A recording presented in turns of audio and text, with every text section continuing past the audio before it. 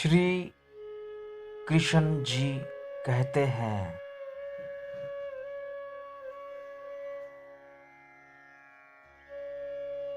सुख में सो मिले, दुख में मिले ना कोई, साथ कष्ट में जो खड़ा रहे, साथी वही है नेक। आप सभी ने दोस्ती की कई सारी कहानियाँ पढ़ी होंगी, लेकिन आपने ऐसी कहानी दोस्ती हो तो ऐसी आज से पहले कभी नहीं पढ़ी होंगी।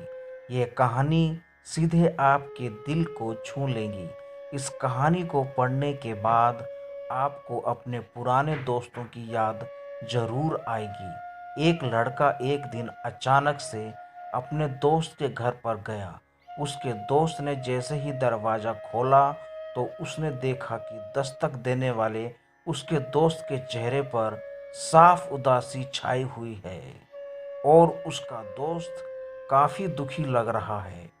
उसने तुरंत अपने दोस्त को घर के अंदर बुलाया और उसे बैठाया, पानी दिया और फिर पूछा कि क्या प्रॉब्लम है भाई।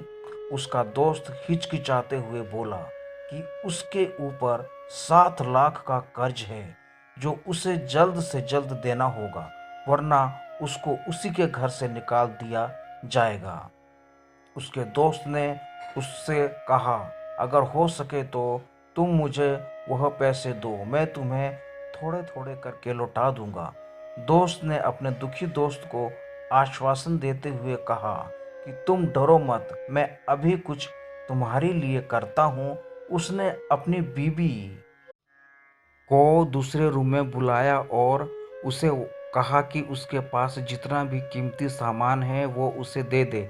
पत्नी ने अपने सारे कीमती जेवरात उसे दे दिए और उसने भी अपने इकट्ठे किए हुए सारे पैसे उसमें जोड़े। फिर भी कुछ पैसे कम पड़े तो उसने अपने रिश्तेदारों से उधार लेकर अपने दोस्त को 7 लाख जुटाकर दे दिए। पैसे मिलने के बाद दोस्त, जो कि दुखी होकर अपने दोस्त से मदद मांगने आया था, वो अब खुशी के साथ वहां से लौटा।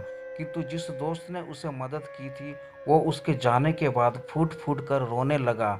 ऐसा रोता हुआ देखकर उसकी पत्नी ने उसे चुप कराने की बहुत कोशिश की, पर वो फिर भी बहुत जोर जोर से रोता रहा। उसकी पत्नी ने फिर उसके रोने की वजह जानने का प्रयत्न किया। उसकी पत्नी को लग रहा था कि अपने दोस्त के लिए उसने अपने रिश्तेदारों से उधार लिया है, इसलिए वो रो रहा है। लेकिन अपने पति की रोने की वजह जानकर पत्नी खुद अचंभित रह गई।